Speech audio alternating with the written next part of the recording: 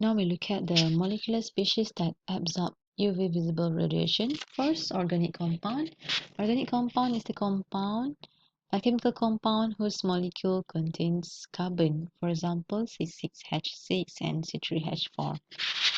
Second molecule species that absorb UVVs is chemical compound that does not contain carbon, for example, transition metal, lanthanide, and acetonide element. And the last one is charge transfer, which is a complex where one species is an electron donor and the other is an electron acceptor. Okay, electronic transition. First, absorption by the organic compound. We have two types of electrons are responsible. Shared electron that participate directly in bond formation. For example, the sigma and pi bonding electron. And the second one is unshared outer electron, which is non-bonding or the N electron. So the pi bond, it is the double and triple bond, while the sigma bond is a single bond. And the N bond contain the lone pairs. This one is a lone pairs. So what is pi, sigma, and N electron? We look at the sigma electron first. So, for example, in this structure, H2O, the single covalent bonds is a sigma bond. It is electron that involved in the single bond, and the amount of energy required. The amount of energy required to excite the electron in sigma bond is more than the UV photons of wavelength. For this reason, alkanes and other saturated compound with only single bond do not absorb UV radiation. Okay, lone pairs or N electron. Okay, electrons that are not involved in bonding between atoms are called as N electron or also lone pairs. So organic compound containing nitrogen, oxygen, sulfur, or halogen frequently contains electrons that non-bonding.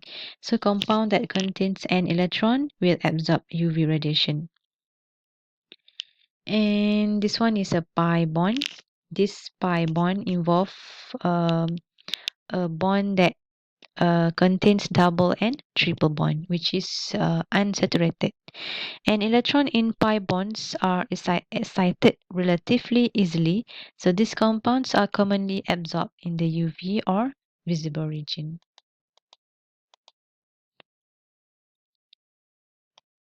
This one is the example of organic molecule containing the pi bond, which is the double bond and the triple bond. UV's absorption by organic compound requires that the energy absorbed correspond to a jump from occupied orbital to an unoccupied orbital of greater energy. Generally, the most probable transition is from the HOMO to the LUMO. This one is the example of organic molecule with non-bonding electron or lone pairs, which is N.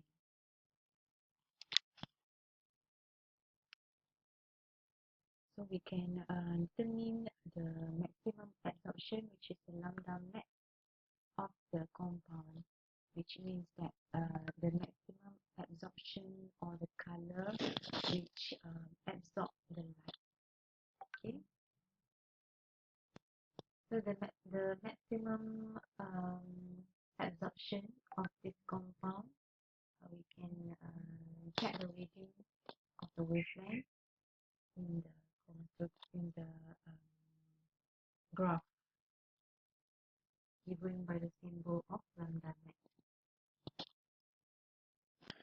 Okay, now we proceed with the molecular absorption and electronic energy transition. So when we are talking about the various sorts of orbital present in organic compounds on the previous slide, you will have come across this diagram showing their relative energies. We have pi bonding, sigma bonding, non-bonding, anti-bonding pi star, and anti-bonding sigma star. Remember that the diagram isn't intended to be to scale. It just shows the relative placing of the different orbitals.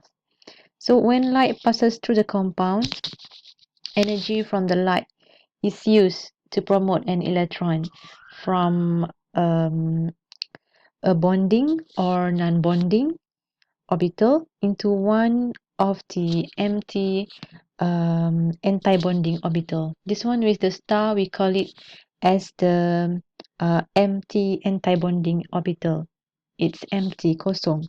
And the possible electron jumps that light might cause are, we call it the pi bonding and sigma bonding here. Two of these contain normal bonding pairs of electron.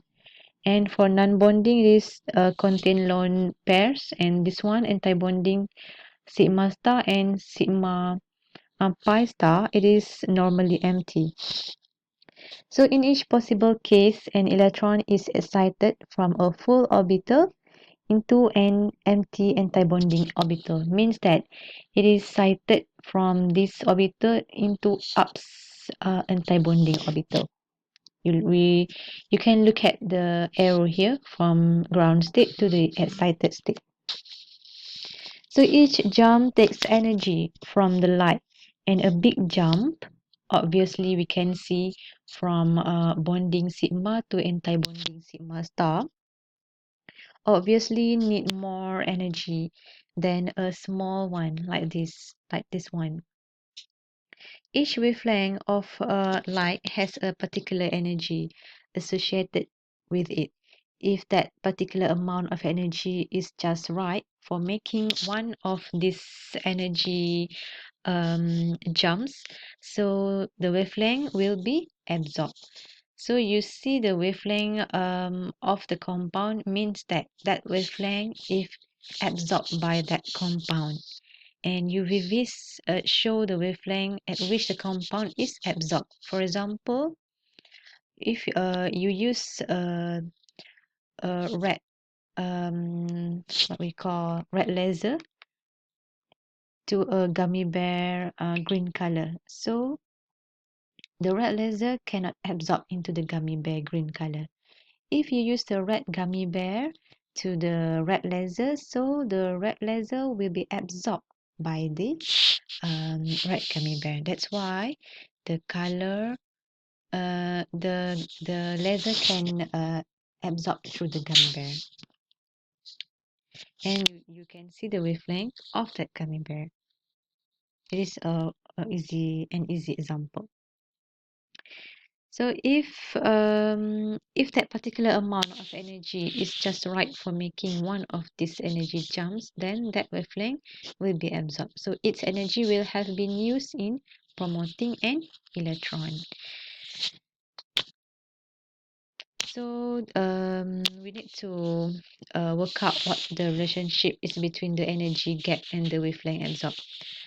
And it is a relationship between the frequency of light absorbed and its energy, which is given by E equal to H nu.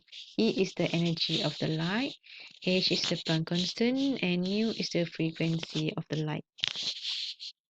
So as we know that if you want a high energy jump, you will have to absorb light of a higher frequency. So the greater the frequency, the greater is the energy. That's easy. But unfortunately, UVV's absorption spectra are always given using wavelength of light rather than frequency.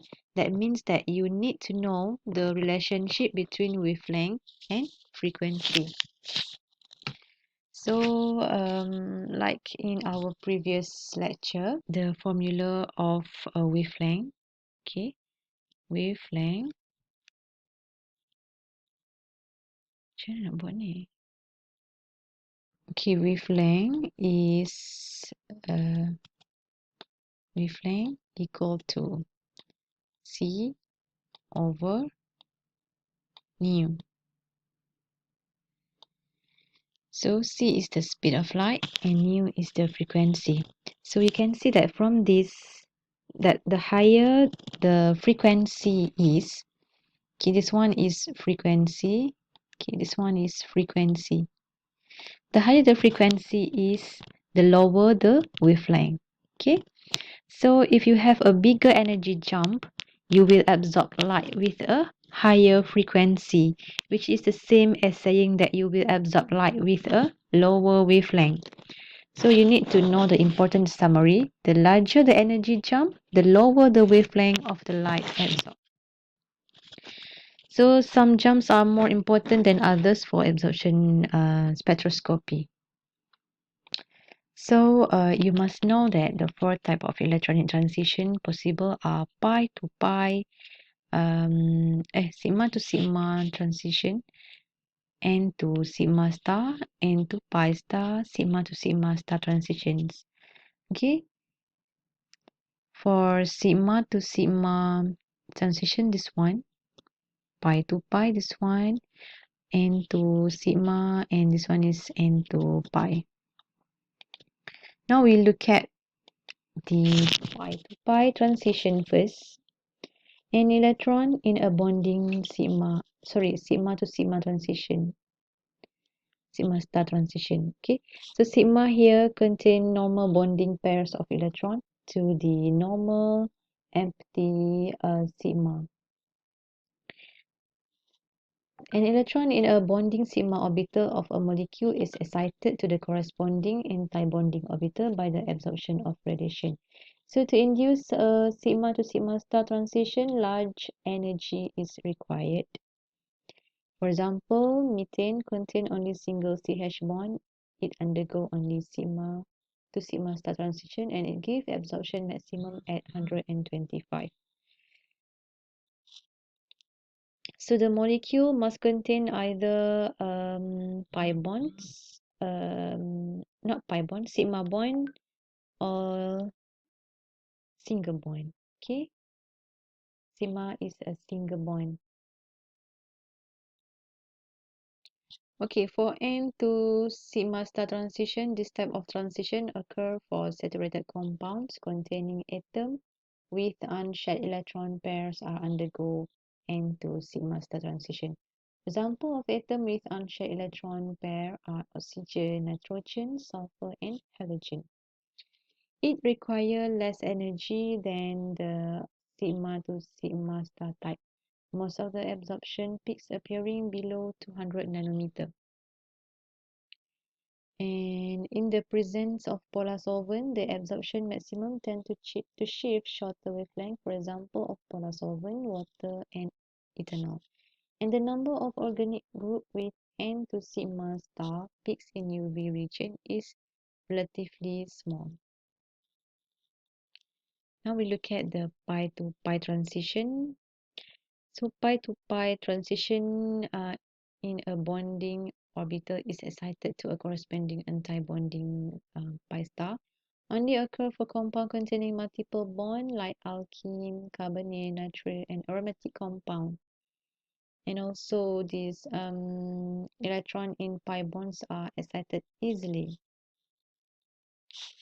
And the last one is N to pi star. An electron from non-bonding n orbital is promoted to anti-bonding pi. Occur for compound having double bond involve heteroatoms. Minimum energy.